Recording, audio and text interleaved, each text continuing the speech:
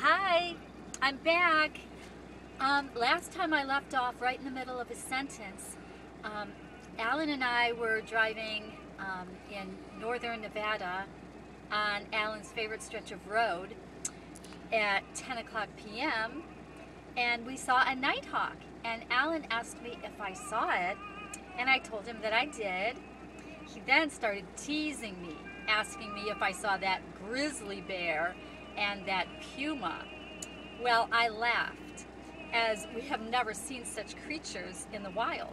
I only see them in my imagination as I'm left alone outside tending my campfire.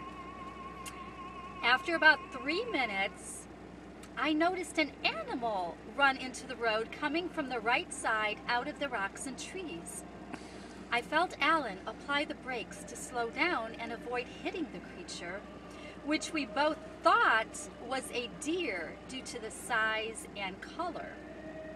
It ran ahead of us and then darted to the left side of the road, and we saw that we were mistaken. It was not a deer at all, but an enormous puma. Cougar. A cougar, that's right. Mountain lion. Mountain lion. It must have weighed at least 200 pounds. It was a BYU cougar. We were speechless. I looked at Alan and his mouth was hanging open and his eyes were as big as saucers, like this. And I'm sure I looked the same. My heart was racing. I couldn't believe my own eyes. Alan said, "Did you see that?" And I said, "Yes, it was a puma." Thank goodness we were not out taking one of our little nighttime wilderness walks. It was the last thing either of us expected to see. It was huge. It was. It wasn't a little one at all. It was a huge big one. kitty cat. It was easily well over 200 pounds. He was as big as they get. That's true. I've seen dead ones about a little over 100 pounds, and this one was much, much bigger. It's very big. By far, our favorite activity has been attending the temple.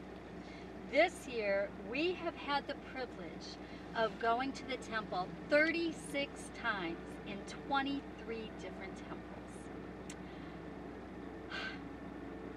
I feel like the luckiest girl in the world. I have the best husband ever.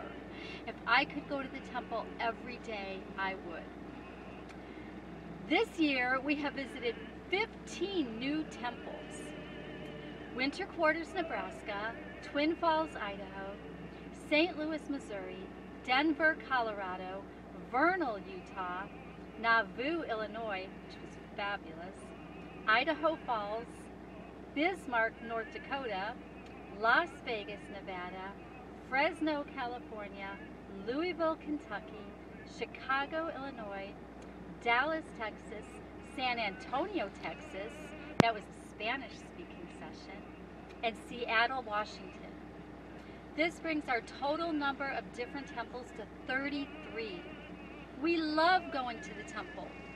There is a spirit of peace and happiness that has come into our lives, excuse me, as we frequently attend the temple that cannot be described in words. In November, we set a goal to beat our record. Our record was 5 temple visits in 1 month. So we set a goal to attend the temple 6 times in November, and we went 9 times.